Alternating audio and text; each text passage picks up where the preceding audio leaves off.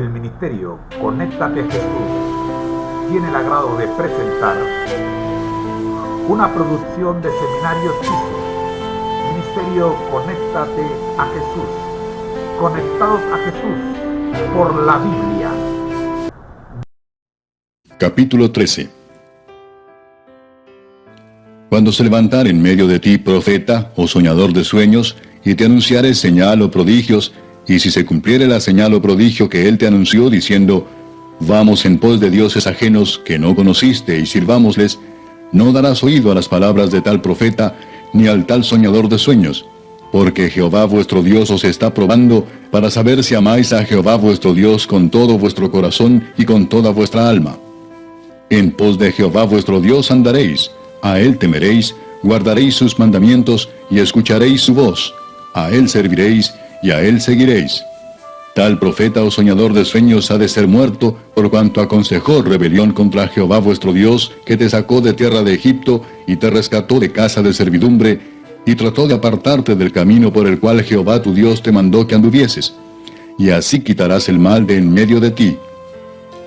Si te incitare tu hermano, hijo de tu madre, o tu hijo, tu hija, tu mujer o tu amigo íntimo, diciendo en secreto, vamos y sirvamos a dioses ajenos, que ni tú ni tus padres conocisteis, de los dioses de los pueblos que están en vuestros alrededores, cerca de ti o lejos de ti, desde un extremo de la tierra hasta el otro extremo de ella, no consentirás con él, ni le prestarás oído.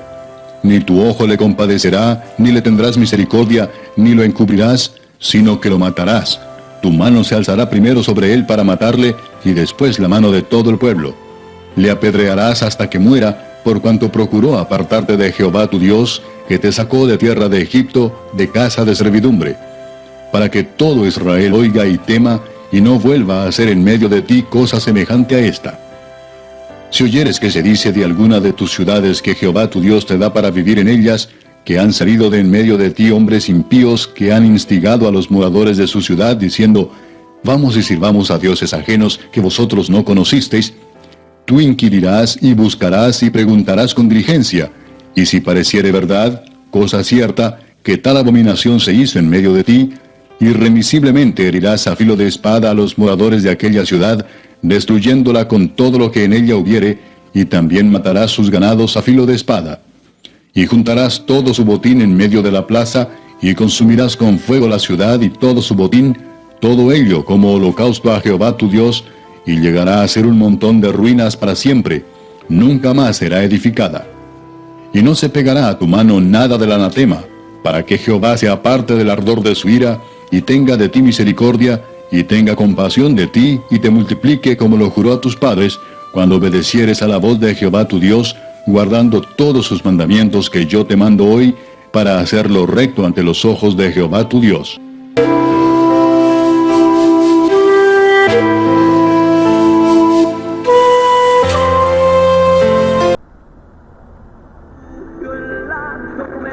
Esta emisora y la Facultad de Teología de la Universidad Adventista de Centroamérica presentan su programa Creer en sus profetas.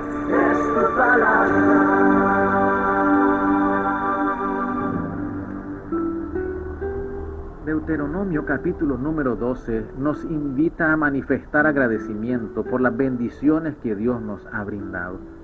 Versículo 7. Allí, en la presencia del Señor su Dios, ustedes y sus familias comerán y se regocijarán por los logros de su trabajo, porque el Señor su Dios los habrá bendecido. Este capítulo detalla algunos deberes que los israelitas debían cumplir cuando se posesionaran en la tierra prometida.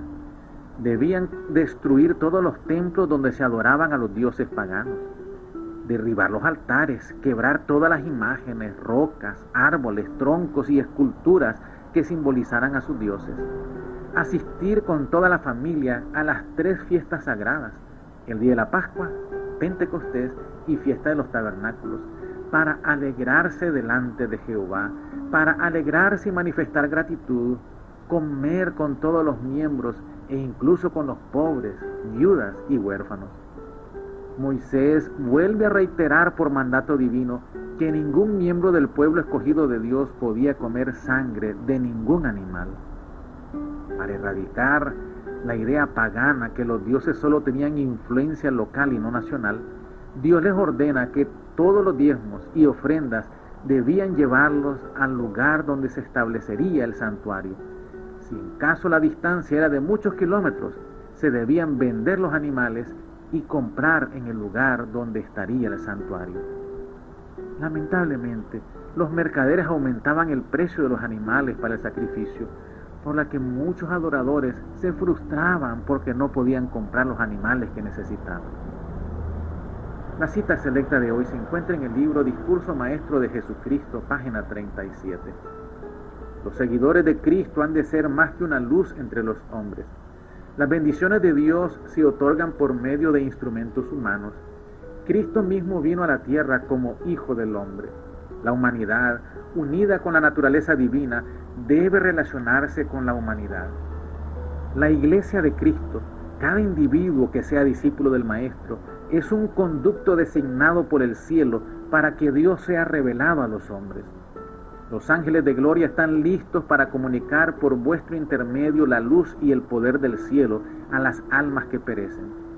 ¿Dejará el agente humano de cumplir la obra que le es asignada? En la medida de su negligencia, priva al mundo de la prometida influencia del Espíritu Santo. Oremos, Padre nuestro, expresamos gratitud y alabanza por todas las bendiciones que recibimos de tu trono. Eres bueno y misericordioso, que podamos compartir tus bendiciones con otros. Por Jesús. Amén. Te invito a leer el día de mañana Deuteronomio capítulo número 13. Hemos presentado su programa Creed en los profetas. escrito por el Dr. Franz Ríos, en la voz del ingeniero Dodani Castillo. Les esperamos el día de mañana a la misma hora. Para más información, visite nuestra página en internet teología.unadeca.ac.cr. Creed en los profetas.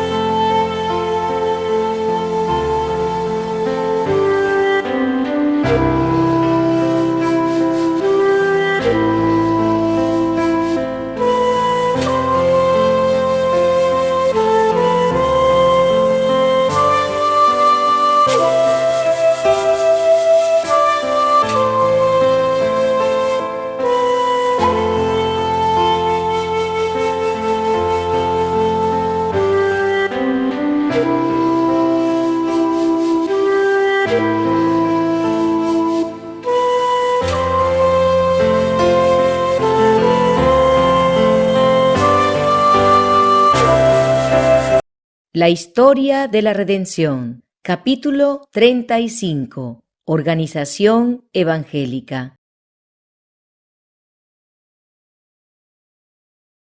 En aquellos días, como creciera el número de los discípulos, hubo murmuración de los griegos contra los hebreos, de que las viudas de aquellos eran desatendidas en la distribución diaria.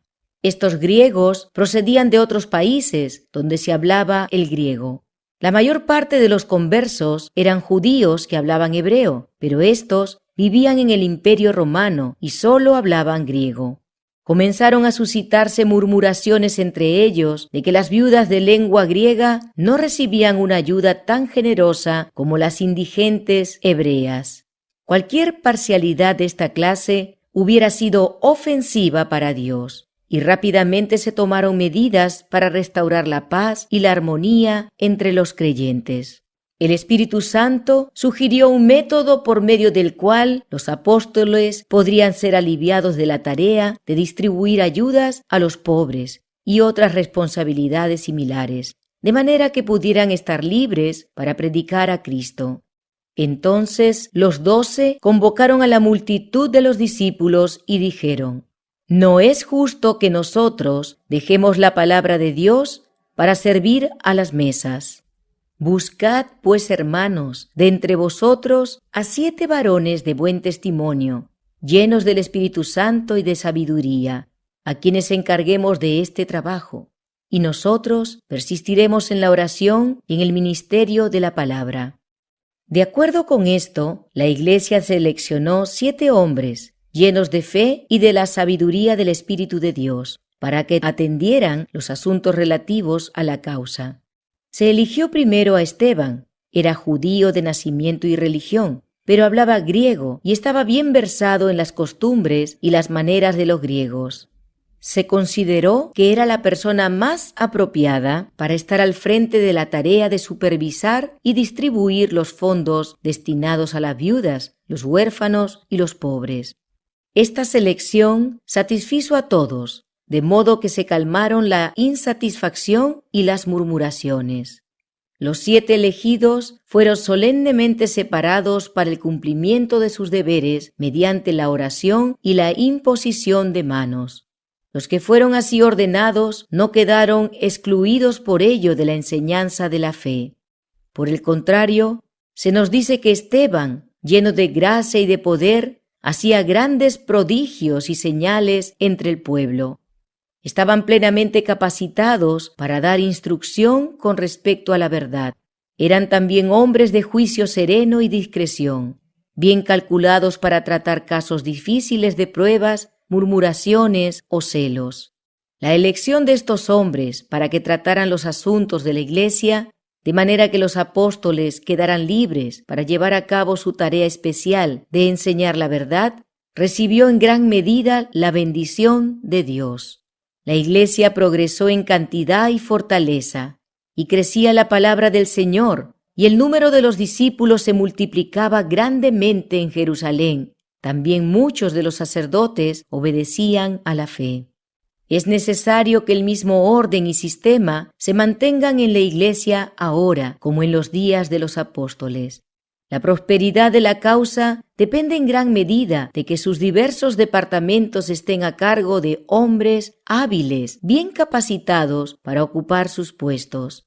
Los elegidos de Dios para ser dirigentes en su causa, para supervigilar los intereses espirituales de la Iglesia, debieran ser aliviados, tanto como resulte posible, de los cuidados y perplejidades de naturaleza temporal. Los llamados por Dios para ministrar en palabra y doctrina debieran disponer de tiempo para la meditación, la oración y el estudio de las Escrituras. Su fino discernimiento espiritual se embota cuando se explayan en los detalles menores de los negocios y tienen que ver con los diversos temperamentos de los que participan en las actividades de la Iglesia. Es adecuado que todos los asuntos de naturaleza temporal sean sometidos a la consideración de los administradores correspondientes para que les den el curso conveniente. Pero si son tan difíciles que su sabiduría no alcanza para resolverlos, debieran ser sometidos al consejo de los que tienen la misión de sobrevigilar la obra de la Iglesia entera. La historia de la redención. Capítulo 36. La muerte de Esteban.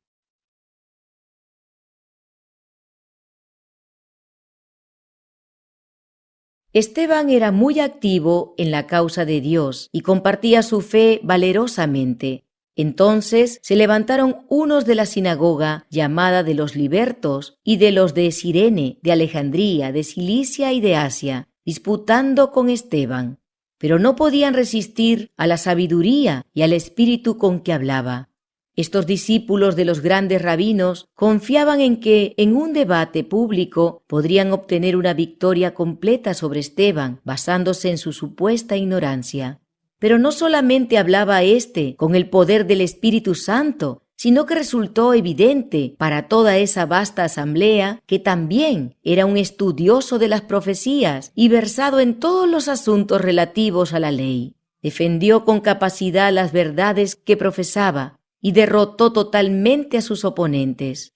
Los sacerdotes y gobernantes que fueron testigos de la maravillosa manifestación de poder que acompañaba el ministerio de Esteban se llenaron de amargo odio. En lugar de ceder al peso de la evidencia que él presentaba, decidieron silenciar su voz dándole muerte. Por lo tanto, prendieron a Esteban y lo hicieron comparecer delante del Sanedrín para someterlo a juicio. Se convocó a eruditos judíos de los países circunvecinos con el propósito de que refutaran los argumentos del acusado. Saulo, que se había distinguido como celoso oponente de la doctrina de Cristo y perseguidor de todos los que creían en él, también se hallaba presente. Este erudito se puso en contra de Esteban en forma destacada. Empleó todo el peso de la elocuencia y la lógica de los rabinos en este caso, para convencer a la gente de que Esteban predicaba doctrinas engañosas y peligrosas. Pero Saulo encontró en Esteban a alguien tan educado como él mismo, y que tenía una plena comprensión de los propósitos de Dios al diseminar el Evangelio por todas las naciones. Creía en el Dios de Abraham, Isaac y Jacob, y estaba sumamente bien fundado con respecto a los privilegios de los judíos, pero su fe era más amplia y sabía que había llegado el tiempo cuando los verdaderos creyentes adorarían no solo en el templo hechos por manos de hombres, sino en todo el mundo los hombres podrían adorar a Dios en espíritu y en verdad. Había caído la venda de los ojos de Esteban y percibía el propósito por el cual tantas cosas habían sido abolidas con la muerte de Cristo. Los sacerdotes y gobernantes no podían prevalecer contra esta nítida y tranquila sabiduría, aunque eran vehementes en su oposición. Se decidieron emplear a Esteban para hacer un escarmiento, y mientras de ese modo satisfacían su odio vengativo, impedían que otros, por temor, adoptaran sus creencias. Se lanzaron cargos contra él en forma impresionante. Contrataron testigos falsos para que dijeran que lo habían oído pronunciar palabras blasfemas contra el templo y la ley. Dijeron: le hemos oído decir que ese Jesús de Nazaret destruirá este lugar y cambiará las costumbres que nos dio Moisés. Mientras Esteban permanecía frente a sus jueces para responder por el delito de blasfemia, un santo resplandor irradió de su rostro. Entonces, todos los que estaban sentados en el concilio, al fijar los ojos en él, vieron su rostro como el rostro de un ángel. Muchos de los que vieron el rostro resplandeciente de Esteban temblaron y se cubrieron, pero la persistente incredulidad y el prejuicio no vacilaron. La defensa de Esteban. Se interrogó a Esteban en cuanto a la verdad de los cargos que se le hacían, y él asumió su defensa con voz clara y conmovedora, que resonó por todo el recinto del concilio. Procedió a repasar la historia del pueblo elegido de Dios con palabras que mantuvieron en suspenso a la audiencia. Puso en evidencia un conocimiento cabal de todo lo relativo al pueblo judío y de la interpretación espiritual de ello puesta de manifiesto por Cristo. Comenzó con Abraham y procedió a repasar la historia de generación en generación, recorriendo todos los anales de la nación desde Israel hasta Salomón, y recurriendo a sus aspectos más impresionantes para vindicar su causa. Aclaró su propia lealtad a Dios y a la fe judaica, mientras ponía de manifiesto que la ley en la cual confiaban para salvación no había sido capaz de salvar a Israel de la idolatría. Relacionó a Jesucristo con toda la historia judaica.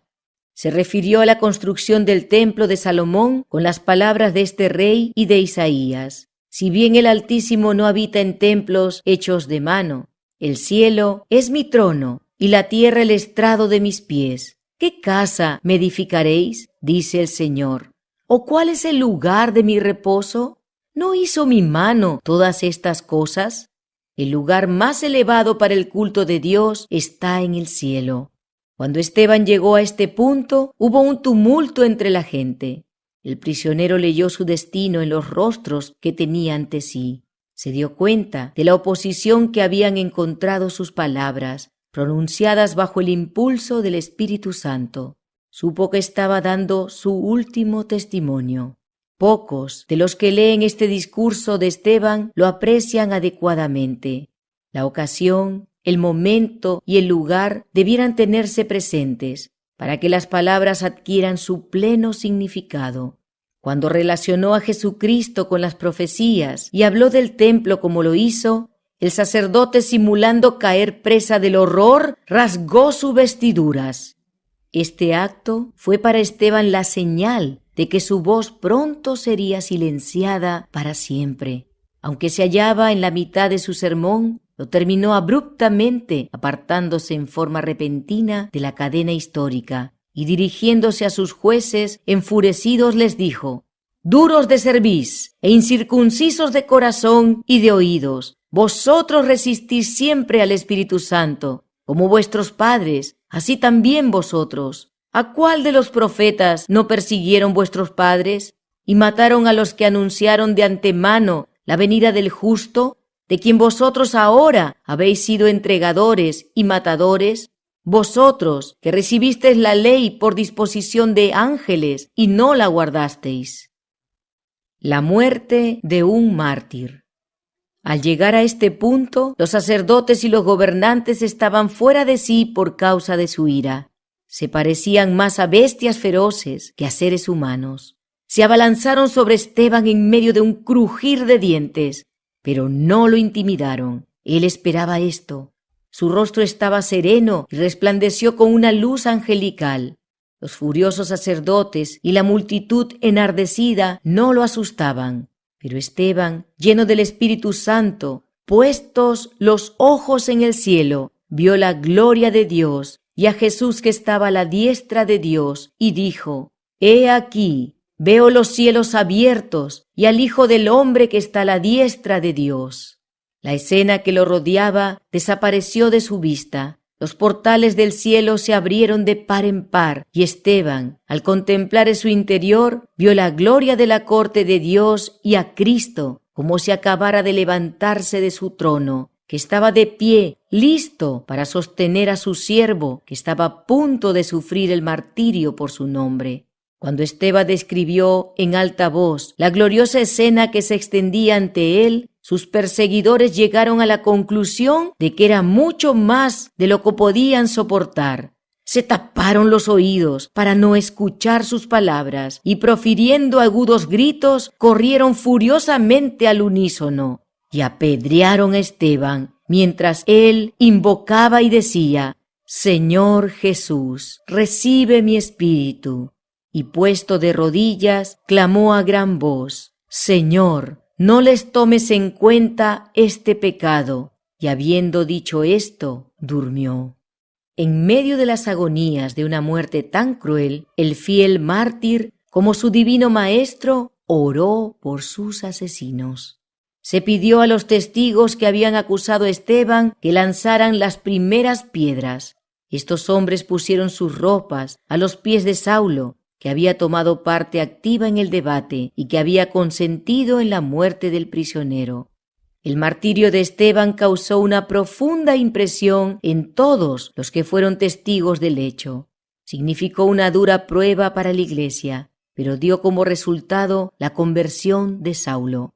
La fe, la constancia y la glorificación del mártir no pudieron desaparecer de su memoria.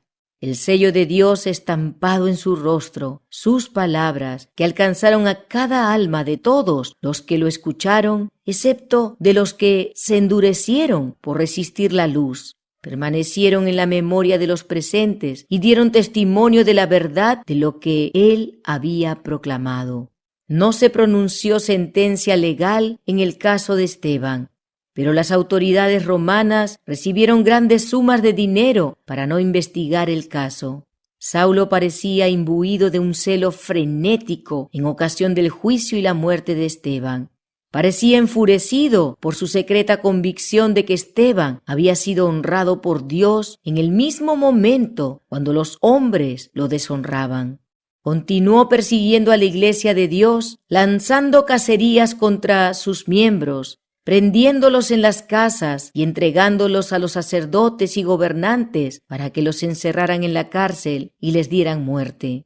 El celo con que lanzó esta persecución constituyó un terror para los cristianos de Jerusalén.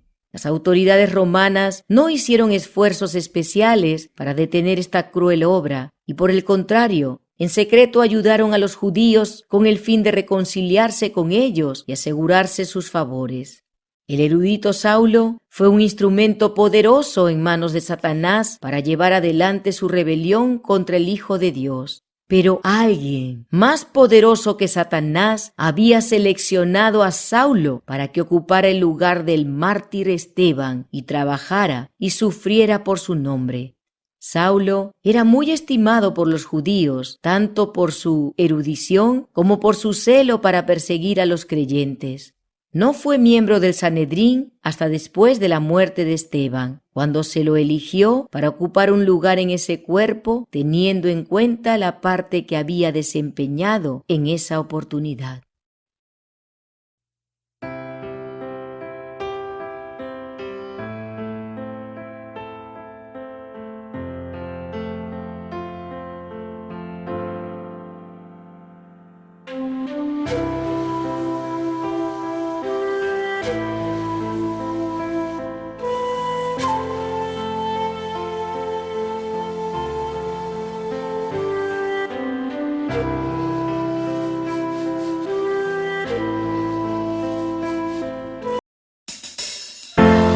No es un manual, es un devocional y debe ser nuestra meta: ser semejantes a Jesús. Aquí comenzamos. Bienvenido.